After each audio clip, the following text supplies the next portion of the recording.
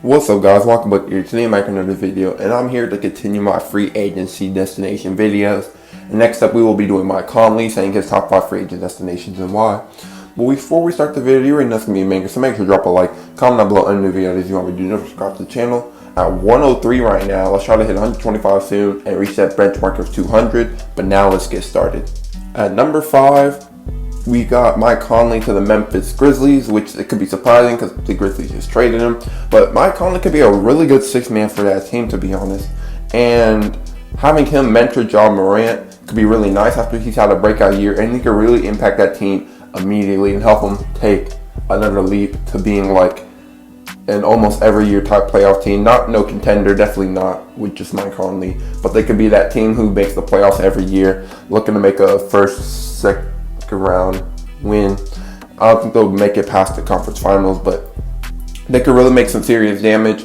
He could really mentor John Morant, like I said before, but there's also some other young guards that he could really mentor, especially Tyus Jones, who could really thrive from him being that backup point guard, learn from him, and when Mike Conley is done, old, can't really play no more, he could really help him. Even the Anthony Melton he could help develop, and I feel like that could be a really nice lineup for him being a 6th man.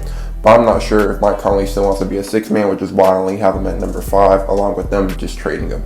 Number 4, we have the Miami Heat, because you know Kendrick Nunn's going to be a free agent. Goran Dragic is pretty old and may not be the same Goran Dragic he usually is. So having Mike Conley just in case could be a really nice fit.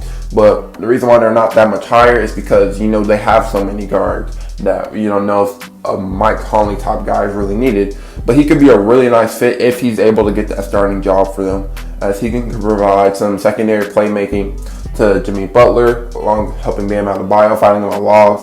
And honestly, him and Bam could be a deadly pick and roll duo, as Mike Conley's been thriving off the pick and roll game with Rudy Gobert. Imagine if he has that with Bam Adebayo, who's way more versatile and could get up there way higher than Rudy Gobert really could. And playing in that defensive system would really help Mike Conley ease off a bit from having to do too much. And I think this could be a really nice fit for Mike Conley. Number 3, I have the Dallas Mavericks, because I think they'll be in a similar situation where he could be that 3rd scoring option and potentially help improve this Mavs squad to take that next step to probably making a deep run in the playoffs. And honestly, him and Luka could be really nice, as Mike Conley's been a pretty good catch and shooter in his career. And he could help develop Jalen Brunson, and Jalen Brunson continues to be a 6th man. He could ease off the workload off of Luka a bit, which is really what the Mavs really need. Someone who doesn't let Luka have the ball 24/7, but they can design some plays for Conley and help Luka develop his off-ball game, along with him still being able to be the star of the team. He's easily going to be that, but he could develop even more assists, have more catch-and-shoot threes available for him. He could have a lot more creativity with his offense, and I feel like that could be something special for the Mavs. Even though defensive help, they still really need it. Mike Conley isn't a bad defender. He's a pretty decent defender, and he could probably help him on that aspect, as him and Josh Richardson should be good enough to be defensive guards for the Dallas Mavs. At number 2, I'm going to have the Los Angeles Clippers, and if you're surprised, it really shouldn't be. You know the Los Angeles Clippers needs a huge help at that point guard position, and Mike Conley would be a major upgrade as the season he's been having. And I feel like Mike Conley would take a kind of cheap deal to help a contender like the Clippers to help him make a title contender push, as Reggie Jackson and Rajon Rondo just really aren't those type of point guards that will help. Like Rajon Rondo has super high IQ, but he just playing wise, he's just not as good as he used to really be. And then Mike Conley, if he's able to be that starting point guard for them next to Kawhi Leonard and Paul George, that could be a really nice trio to build around, along with Zubac to develop it. You still got Serge Ibaka, hopefully. That could be a really nice starting 5. You could really come out. You still have Marcus Morris.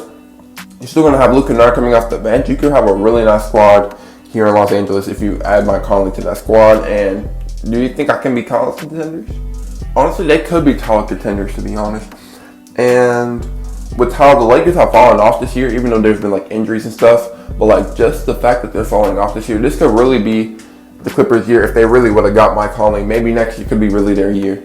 But number 1 is going to be the Utah Jazz, as Mike Conley's been thriving on the Jazz. If you're really surprised, you shouldn't be. He's having a breakout year. Jazz love having him at the starting point guard. I'm guessing Mike Conley loves playing for them, as they're the 2 seed right now, and I just don't see things changing there. What do you guys think about this video? If you enjoyed, make sure to drop a like, comment below any videos you want me to do, and don't subscribe to the channel. Peace out, guys.